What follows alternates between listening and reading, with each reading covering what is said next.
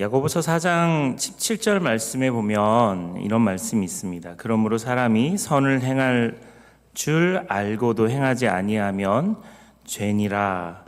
알면서도 하지 않는 것을 죄라고 이야기합니다. 그러니까 책임의 죄죠. 모르는 상태가 아니라 알고 있으면서도 외면할 때 그게 바로 죄라고 이야기합니다. 용서해야 되는 걸 아는데 용서하지 않을 때, 진실을 말해야 하는 걸 아는데 침묵할 때, 또 로마서 10장 14절에는 그런즉 그들이 믿지 아니하는 일을 어찌 부르리요 듣지도 못하는 일을 어찌 믿으리요. 그 뒤에 뭐라고 나오죠? 같이 읽겠습니다. 시작. 전파하는 자가 복음을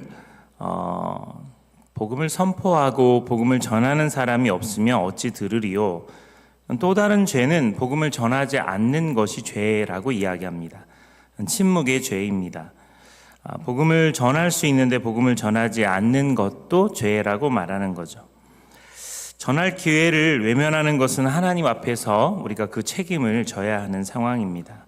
말할 수 있었는데 말하지 않았을 때, 증거할 수 있었는데 침묵했을 때, 그것은 죄라고 이야기합니다.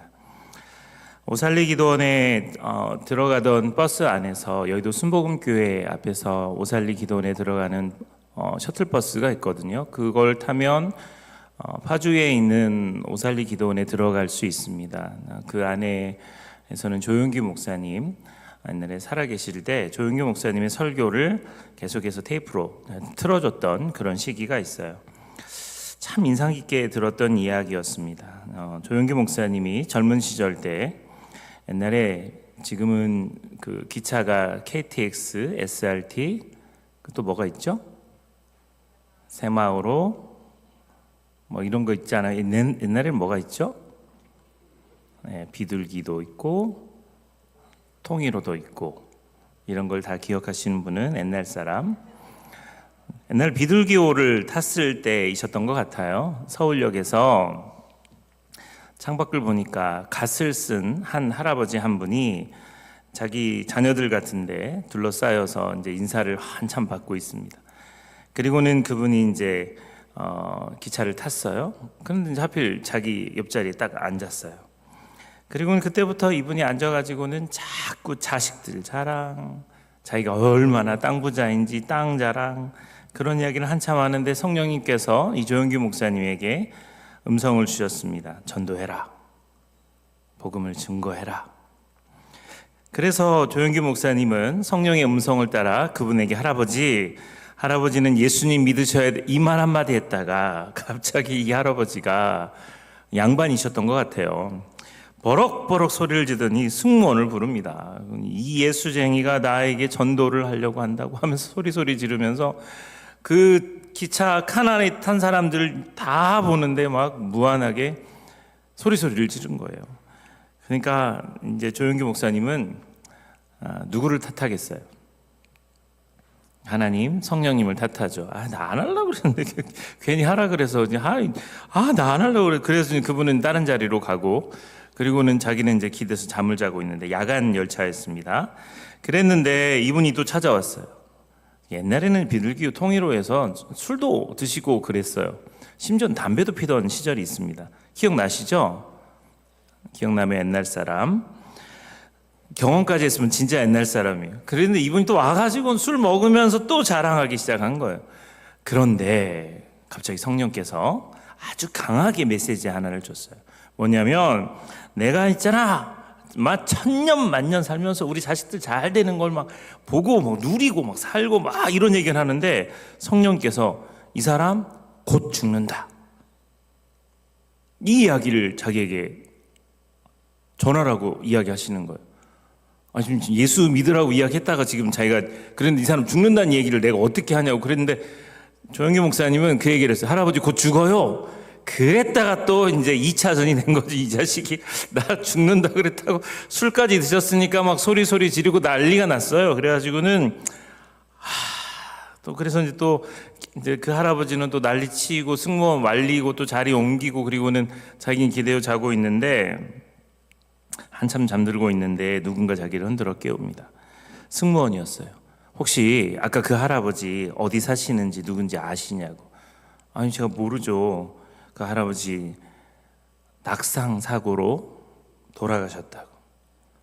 옛날에는 기차 문이 열려 있었잖아요. 그런데 그분이 비틀비틀거리다가 발을 헛디디셔서 거기서 떨어지신 거예요. 그 신고가 들어서 기차는 멈춰 있고 사고가 나서 그분이 돌아가신 걸 확인하는 일이 벌어진 거죠. 그때 조영규 목사님이 크게 회개했답니다. 성령께서 하신 말씀이 분명한데 그 노인을 구할 수 있는 마지막 기회를 자기가 놓쳤다는 생각이, 그래서 그분이 복음을 증거할 때마다 이 할아버지를 생각하는 마음으로 복음을 증거하지 않으면, 전도하지 않으면 그 기회를 놓친다는 생각 때문에 복음을 멈출 수 없었다라고 이야기를 하시더라고요. 복음을 증거하지 않는 것도 죄입니다. 오늘 본문에서는 기도하지 않는 것이 죄라고 설명하고 있어요. 보통은 기도하지 않으면 손해봅니다 라고 이야기합니다. 보통은 기도하지 않으면 우리의 신앙이 약해집니다 이렇게 설명을 해요. 그러나 오늘은 기도하지 않는 것을 죄라고 이야기합니다. 영적 직무 유기의 죄라고 설명하죠. 사무엘상 12장 23절 말씀을 같이 읽어보겠습니다. 시작. 나는 너희를 위하여 기도하기를 쉬는 죄를 여호와 앞에 결단코 범하지 아니하고 선하고 의로운 길을 너희에게 가르칠 것인즉. 사실 이 구절은 아주 충격적입니다. 왜냐하면 기도는 선택 상황이 아니라 사명인데, 기도하지 않는 죄를 결단코 범치 않겠다라고 이 사무엘 선지자가 본인이 이야기하지만 우리에게도 경고하고 있기 때문에 그렇습니다. 요즘 모든 것들이 예전 같지 않습니다. 뭔가를 잃어버린 것 같아요. 경제가 어렵다고 말합니다. 세상이 너무 험해졌다고 이야기합니다. 우리 자녀들이 살기 어려운 세상이 만들어졌어요.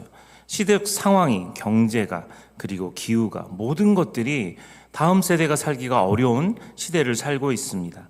이 말들이 틀린 것이 아닙니다. 그건 다 맞는 말인데 오늘 조금만 더 정직하게 우리가 우리의 신앙의 고백으로 돌아갔으면 좋겠습니다. 정말 무언가를 많이 잃어버렸습니까? 정말 뭔가가 예전과 같지 않습니까? 성경은 분명하게 말합니다. 이스라엘이 무너질 때마다 가장 먼저 사라진 것은 군사력도 아니고요, 경제력도 아닙니다. 기도였습니다. 놀라운 사실은 이겁니다. 이스라엘이 무너질 때마다 예배는 여전히 남아 있었어요. 제사는 계속 되고 있었어요. 종교적 형식은 유지되고 있었습니다. 제사장도 그대로 있었고요, 제사의 형태도 남아 있었어요. 그러나 하나님을 찾는 기도, 하나님의 얼굴을 구하는 부르짖는 기도는 이미 사라져 있었어요. 한국교회가 그렇습니다. 프로그램은 많아졌습니다. 한국교회 회복하자는 회의나 세미나는 여전히 많습니다. 시스템도 정교해졌습니다. 그러나 기도회는 점점 비어가고 있습니다. 옛날 금요기도회는 꼴딱 철야하는 철야기도였어요. 옛날 청계산이나 삼각산에서 기도하는 사람들은 많았습니다. 밤에 기도하는 사람들은 많았어요. 웬만한 것들은 다 괜찮게 올라갔어요. 찬양팀도, 음악도, 시스템도, 프로그램도 다 올라갔는데 이상하게 기도를 잃어버린 것 같은 느낌. 우리는 이게 굉장히 중요한 사실인 것을 잊어버리고 있는 것 같습니다. 오늘 본문 사무엘상 12장은 사무엘이 자신의 사역을 사울에게 이양하면서 행한 마지막 고별 설교입니다. 이스라엘 백성들은 다른 나라를 부러워했어요. 블레셋, 모압, 암몬, 아람, 다 왕들이 있거든요. 다 군대가 있어요. 그 정비되어 있는 시스템과 그 군대와 그 조직들이 너무너무 부러웠어요. 이스라엘도 왕이 있었으면 좋겠다, 이들의 바람이었습니다. 근데 이스라엘은 왕이 있죠. 전 세계에서, 전 우주에서 최강의 왕이 계시죠. 하나님이세요. 하나님이 왕 중에 왕이십니다. 그 어떤 나라도 이스라엘을 건드릴 수 없는 가장 강력한 왕이 하나님이신데 그들은 세상 나라의 왕이 부러웠던 거예요. 그런데 문제는 사무엘이 살아있는 동안, 사무엘이라는 사람이 존재하는 동안은 이 왕정 체계가 잡히지가 않는 겁니다. 그러니까 사무엘을 어떻게든지 끌어내려야 이것이 성립이 되는 거예요. 그래서 이스라엘 사람들이 사무엘의 두 아들을 건드립니다. 요엘과 아비야라는 두 아들의 잘못을 억지로 만들어냅니다. 그리고 이 아들의 잘못을 빌미로 이 사무엘을 끌어내리려고 해요. 나중에 여기 본문을 잘 읽어보시면 그 아들들이 잘못이 없음을 이스라엘 백성들도 고백해요. 그러면서 사무엘은 억울하지만 그 자리에서 물러납니다. 본문을 읽지 않고 띄우진 않겠지만 사람들이 이렇게 이야기해요. 당신은 늙고 당신의 아들들은 당신의 행위를 따르지 아니하니, 이렇게 이야기해요. 여러분, 이것을 공개적으로 이야기한다면 얼마나 기분이 나쁘겠어요. 노지훈 목사님 이제 늙었습니다. 제가 그 소리를 들으면 기분이 좋을까요, 나쁠까요? 아직 35이라 잘 모르겠어요. 근데 제가 정말 나이가 들었을 때 누군가가 목사님 너무 늙었어요, 그만두세요 라고 말한다면 기분이 나쁠 것 같아요. 이 당시 사무엘의 나이는 지금 제 나이하고 비슷합니다. 한 50대 중반? 그쯤을 가고 있는 사무엘은, 물론 시대적으로 나이의 연배 차이는 있을 수 있지만 사무엘의 나이가 50대 중반 정도 나이인데 아들들을 건드리며 끌어내리려고 하고 있는 거예요. 사무엘이 섭섭했죠. 그러나 하나님께서 사무엘에게 이렇게 이야기합니다. 백성이 네게 한 말을 다 들어라.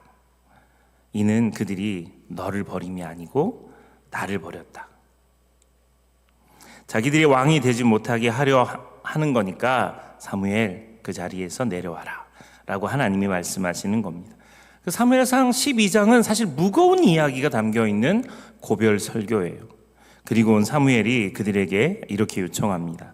사무엘상 12장 15절 말씀에 같이 한번 읽어보겠습니다. 시작. 너희가 만일 여호와의 목소리를 듣지 아니하고 여호와의 명령을 거역하면 여호와의 손이 너희의 조상들을 치신 것 같이 너희를 치실 것이라. 만약 너희들이 하나님의 음성을 듣지 않으면, 하나님의 명령을 거역하면 너희 조상을 하나님이 치셨던 것처럼 너희도 그렇게 될 거야. 사무엘은 그 자리를 내려오면서도 불안불안한 거예요. 백성들이 못 믿어온 겁니다. 그래서 사무엘은 마음을 다하고 여호와를 섬겨라, 이 이야기를 반복합니다. 20절 하반절 말씀에 오직 너희의 마음을 다하 여호와를 섬기라, 12절 24절 하반절 말씀에 오직 그를 경외하며 너희의 마음을 다하여 진실이 섬기라, 이렇게 이야기하고 있지만 사무엘은 백성들이 못 믿어온 거예요. 믿을 수가 없는 거예요. 믿기가 힘든 거예요. 너무 불안한 겁니다. 그렇게 권면하지만 잘 안 되는 거예요. 그래서 사무엘이 자기만이라도 생명 다할 때까지 기도하겠다, 그 결연한 의지를 천명하는 겁니다.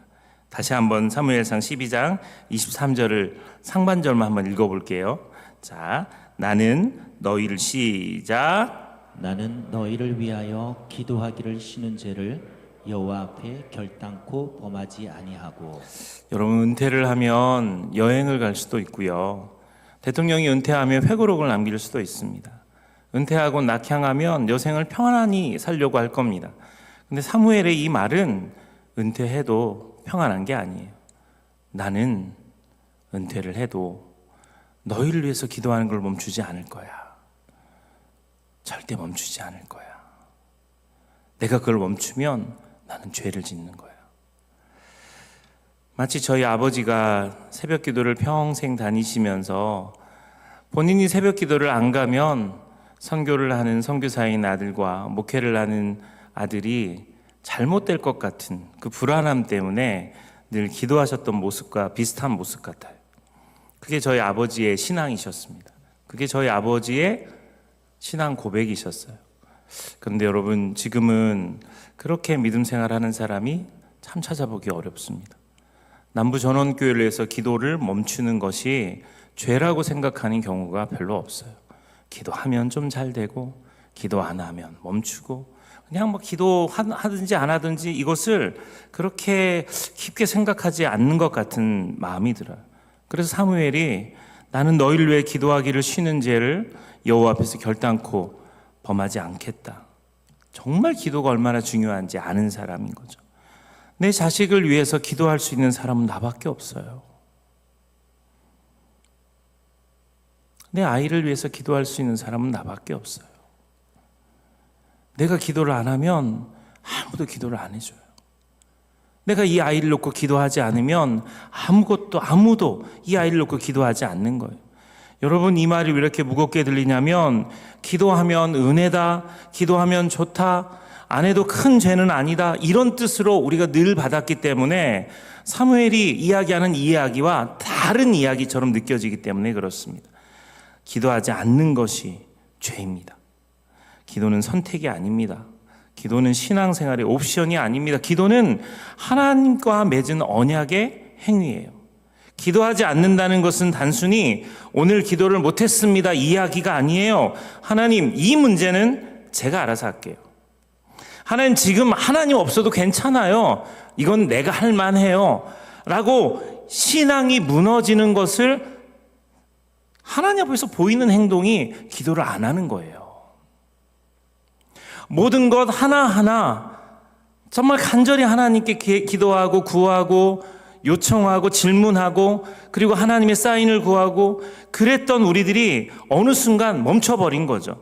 여러분, 사사시대를 보세요. 이스라엘이 반복해서 무너졌던 이유가 우상을 섬겨서라고 생각하십니까? 아닙니다. 그 전에 하나님께 부르짖는 기도가 멈추고 난 다음에 우상을 섬겨요. 기도가 끊기면 분별력이 무너집니다. 영적인 감각이 둔해져요. 결국 우상이 그때 들어오는 거예요. 기도를 쉬는 그 순간에 몰락이 들어오는 겁니다. 사랑하는 성도 여러분, 성경에서 이 기도를 멈춘 순간 가장 분명하게 무너진 인물이 오늘 읽었던 본문 다음에 나오는 사람입니다. 사울 왕입니다. 사울은 처음부터 불신앙의 사람은 아니었어요. 겸손했고 자신을 작게 여기던 겸손한 사람, 그리고 하나님을 사랑했던 사람이었습니다. 그런데 그는 전쟁을 앞두고 결정적인 순간에 사울의 인생이 갈라져 버립니다. 사무엘상 13장 11절에 사무엘이 이르되 왕이 행하신 것이 무엇이냐 하니, 지금 사무엘이 와가지고 왕이 잘못한 것을 지적하고 있는 장면이에요.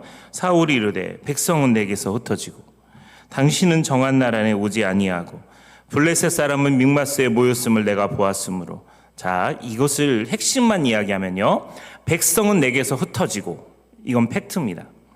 당신은 정한 날 안에 오지 않았고, 당신 사무엘은 정해진 날에 오지 않았습니다. 그 블레셋 사람은 믹마스 바로 여 앞에까지 모였어요. 그걸 내가 봤어요. 그러니까 백성들은 두려워서 흩어지고 블레셋은 강하고 사무엘은 보이지 않고, 이게 사울이 내렸던 판단력입니다. 그게 틀리지 않아요. 그게 전부 팩트입니다. 사실이에요. 문제는 뭐냐면 딱 내가 경험한 그 경험, 그 선을 넘지 못하는 겁니다. 사울의 문제가 뭐냐면 딱 그 사실만을 보고 있는 거예요. 하나님이 보이지가 않는 겁니다. 그게 맞는 말이에요. 내가 지금 내린 판단, 내가 내린 결정이 맞아요. 분명해요. 그리고 그것이 아주 선명하게 이 문제의 핵심일 수 있어요. 백성들은 두려워서 도망갔어요. 그리고 블레셋은 너무너무 강해요. 그리고 사무엘은 오지도 않았어요. 이대로 가면 끝날 것 같아요. 그런데 하나님은 그런 사무엘에게, 그런 사울에게 기도하기를 원하셨다는 거예요. 사무엘이 올 때까지 기다리고 그를 통해 제사를 드리고 하나님의 뜻을 묻고 기도 가운데 전쟁을 시작하도록 사울은 기도하며 기다려야 했는데 그러지 못한 거죠. 그래서 그가 내리는 아주 비겁한 변명이 있습니다. 12절 말씀에 이렇게 되어 있어요. 이에 내가 이르기를 블레셋 사람이 나를 치러 길갈로 내려오겠거늘. 내려온 게 아니고 내려올지도 모른다는 얘기예요. 내가 여호와께 은혜를 간구하지 못하였다 하고 부득이하여 번제를 드렸나이다 하니라. 부득이하여. 여러분, 부득이해서 기도를 쉬고요, 부득이해서 시간이 없어서 상황이 급해서 우리 판단이 빠를 때가 많아요. 부득이해서. 사울은 그날 당장 왕좌에서 쫓겨나지 않았어요. 전쟁도 계속했습니다. 또 승리도 했습니다. 자리는 유지됐어요. 그러나 하나님은 이미 그를 떠나셨어요. 사실 이것이 가장 무서운 거죠. 사람들은 여전히 그를 왕이라 불렀습니다. 형식은 남아있고 직분도 있었지만 하나님의 임재는 떠나 있었어요. 그 이후 사울은 점점 하나님의 음성을 듣지 못하고 질투에 사로잡힙니다. 두려움 속에 살다가 결국은 무당을 찾아가는 인생이 됩니다. 이렇게 무너집니다. 무너졌던 이유는 기도를 멈췄기 때문입니다. 기도를 하는 것 같죠? 근데 왜 했다가 안 했다 이렇게 느껴지죠? 기도를 하는 것 같죠?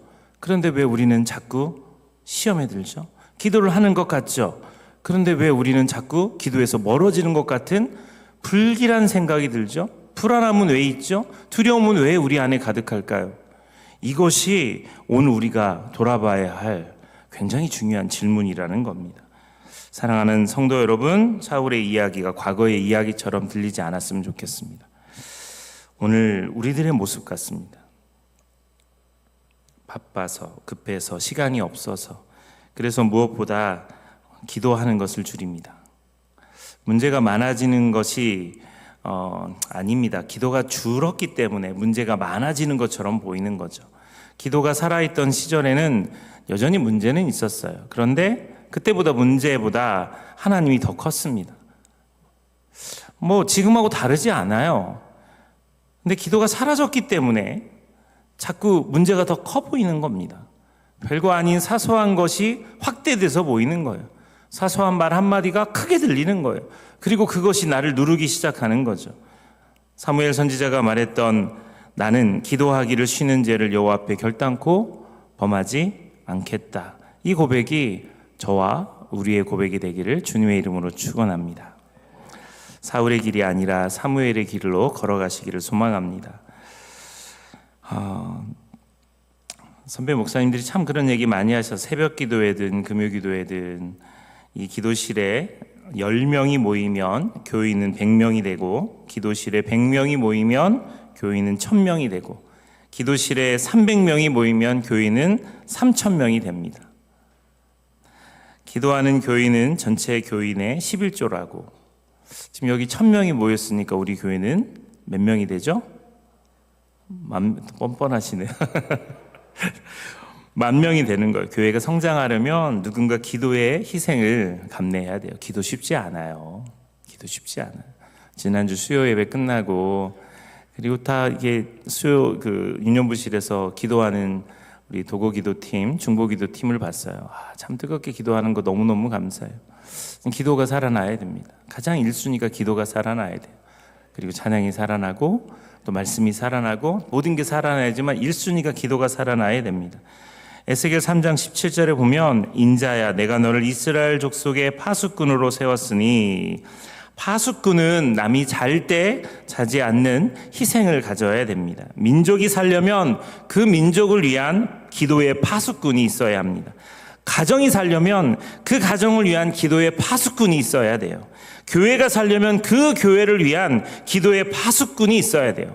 모두가 피곤하다고 졸음이 온다고 영적인 파수꾼을 서지 않으면 이 잠에 떨어지기 시작하는 순간 사단은 교회를, 가정을 마음 놓고 노략질합니다. 지금 우리 교회는 아픈 사람들이 갑자기 많아졌어요. 기도하기 시작하고 변화를 일으키기 시작하는 순간 정말 중요한 사람들을 공격하기 시작하는 거예요. 여러분이 공격을 받거나 여러분 몸이 아프면 여러분 중요하다는 사람이란 뜻입니다. 안 중요하니까 여기 있는 거예요. 안 아프죠? 여러분 정말 시시한 사람인 거예요. 정말 중요하면 여러분 여기 있을 수가 없는 거예요. 사단이 공격하는 겁니다. 전 이명이 다시 시작된 것 같아요. 계속 삐 소리가 들려요. 크게 들리지는 않는데 그 소리가 들려요. 그래서 진짜 참 교회가 정말 뭔가 이렇게 시작하려고 그러면 이게 뭔가 하려고 그러면 이렇게 오는 거. 그러면 이상한 게 아니에요. 제대로 가고 있는 거예요. 딱 한 명 아멘 안 해요. 정말 가슴이 아픕니다. 여러분 지금 제대로 가고 있다니까요. 이게 제대로 가고 있는 거예요. 시험에 들고 힘들고 아프고 이런 일들이 벌어질 때 지금 하나님께서 우리에게 더 기도하라고 사인을 주시는구나. 조금만 돌아보세요. 예전으로 조금만 돌아가 보세요. 교회는 그런 과정을 통해서 하나 됐고요. 교회는 그런 기도 제목을 가지고 기도하다가 하나 됐어요. 어떤 집에 아이가 아파가지고 그걸 놓고 기도하다가 성령의 불을 받았고, 어떤 집에 문제를 가지고 기도하다가 성도들이 하나 되고 같이 울부짖으면서 그 문제가 갑자기 승화되고 교회가 똘똘 뭉치기 시작하는 일들이 있었습니다. 교회의 공통의 건축을 가지고 기도하다가 성도들이 한 마음이 되어서 한 사람이 희생하고 헌신해서 헌신할 때 다른 사람들이 헌신하고 그 헌신이 쌓여서 놀라운 역사가 일어났어요. 그게 교회마다 일어났던 놀라운 일들입니다. 저는 오늘 여러분과 함께 기도하면서 이 말씀을 좀 드리고 싶은데요. 정말 자녀들 위해서 기도 많이 했으면 좋겠어요. 여러분의 기도가 흔들리지 않는 기도로, 여러분의 기도가 땅에 떨어지지 않는 기도로 가려고 그러면 기도가 중간에 하다가 멈추고 하다가 멈추고 하다가 멈추고가 아니라 쭉 유지가 돼야 돼요. 그 기도를 멈추면 안 돼요. 기도를 멈추면 안 되고 쭉 유지가 돼야 돼요. 기도하다가 뚝 떨어지면 안 돼요. 사단은 우리가 기도하려고 그럴 때 방해합니다. 그럼 기도하다가 무슨 일이 생겨서 갑자기 기도를 멈추게 만들어요. 이야기 할까 말까 하다가 안 할래요. 중국 선교의 아버지 허드슨 테일러라고 하는 사람이 있는데, 이분은 중국 선교, 내륙 선교를 아주 잘하셨던 분이시죠. 젊은 시절 이분은 은행원이었습니다. 이분은 선교라는 건 관심이 없는 은행원이었어요. 그런데 신앙의 회의를 느끼고 세상 재미에 빠져 살았습니다. 당시 그의 어머니는 부모님과 떨어져 살았는데 112km 떨어진 곳에 있었습니다. 근데 어느 날 그의 어머니가 아들에 대한 거룩한 부담감을 갑자기 느꼈어요. 그리고는 이 어머니가 방문을 걸어 잠그고 이렇게 이야기합니다. 내 아들이 회심하기 전까지는 절대 이 방에서 나가지 않겠다. 그렇게 결단하고 음식을 끊고 방 안에 들어가서 기도하기 시작했어요. 그렇게 기도하고 그렇게 몇 시간을 기도하다가 갑자기 응답 받았다는 확신과 평안이 마음속에 온 순간 그분은 그 방문을 나왔답니다. 그리고는 바로 그 시각에 허드슨 테일러는 우연히 서재에서 다 이루었다라고 하는 문구가 적힌 전도지를 읽습니다. 그 순간 성령께서 임해서 그는 그 자리에서 무릎을 꿇고 예수 그리스도를 영접합니다. 나중에 이 모자가 만났을 때 그 신앙 간증을 하는데 정확히 같은 시간에 기도했을 때 응답받았다는 걸 알아요. 여러분의 자녀가 멀리 유학에 가 있다든지 군대에 가 있다든지 여러분 기도는 시공간을 초월하는 놀라운 능력이 있습니다. 어머니의 골방의 기도가 자녀들을 움직입니다. 여러분 이 기도가 시시하지 않다는 걸 믿었으면 좋겠어요. 여러분 제가 뉴욕에 왔을 때 브루클린을 지난 적이 있는데 브루클린 터버너클이라고 하는 교회가 있어요. 한번 사진 한번 띄워주시죠. 이 교회는 어마어마한 극장, 한 4,000명이 있는 가장 큰 규모의 공연장을 이 교회가 인수해서 교회로 사용하는 대단한 교회입니다. 이 교회의 목사님은 짐 산발라 목사님이세요. 이 짐 산발라 목사님은 아주 유명한 목사님이십니다. 어느 날 이 짐 산발라 목사님이 자기 딸 크리시라고 하는 자기 딸 때문에 이 부부가 목사님과 사모님이 너무너무 속상했어요. 왜냐하면 10대 후반에 갑자기 방황하면서 집을 나갔거든요. 담임 목사의 딸이 가출을 했어요. 집을 나갔어요. 얼마나 속상했겠어요. 말도 못하고. 그래서 하나님과 가족을 멀리 떠나서 세상에서 쾌락에 빠져 살고 있을 때 목사님 부부는 딸 때문에 강단에서 밤을 새며 기도하고 그러다가 어느 저녁 기도회 때 자신의 아픔을 성도들에게 고백했습니다. 우리 딸 크리스가 지금 이렇게 방황하고 있어요. 반주해 주시죠. 그때 수많은 성도들이 강단 앞에 나와서 목사님을 둘러싸고 크리시 그 딸을 위해서 통성으로 부르짖기 시작했답니다. 훗날 목사님이 그 기도의 시간을 이렇게 설명했어요. 그 기도의 소리는 마치 산모가 아이를 낳을 때 지르는 비명과도 같았습니다. 놀랍게도 바로 그 시각 집을 나가 있던 크리시는 알 수 없는 두려움과 하나님의 임재에 사로잡혔습니다. 그녀는 누가 나를 위해 기도하고 있는 것 같아요. 그렇게 느끼며 밤새 괴로워하다가 다음날 아침 집으로 돌아와 무릎을 꿇고 엄마 아빠에게 용서를 구하고 회개했습니다. 지금 현재 크리스는 찬양 사역자로 사역하고 있어요. 기도는 멈추면 안 돼요. 그리고 기도는 반드시 하나님이 응답하십니다. 우리 처음에 불렀던 찬양 이제 역전되리라고 하는 찬양의 가사를 보면 가사를 좀 먼저 띄워주면 좋겠습니다. 기도를 멈추지 마라. 눈앞의 상황이 마음을 눌러도 원망치 마라. 너의 입을 지켜라. 저들은 너의 입을 보고 있다. 마음을 뺏기지 마라. 내가 널 도우지 않는다는 소리에 너의 모든 게 불리해도 너는 기도를 계속해라. 너 기도를 멈추지 마라. 내가 너의 모든 상황을 바로 역전시키리니 너 기도를 멈추지 마라. 내가 잠시도 쉬지 않고 모든 걸 지켜보고 있으니 바로 역전되리라. 우리 이 찬양 같이 부르면서 오늘 기도의 자리로 여러분을 초대합니다. 오늘 기도하실 때 여러분 더 뜨겁게 기도했으면 좋겠고요. 하나님을 더 뜨겁게 만나는 시간이 됐으면 좋겠습니다.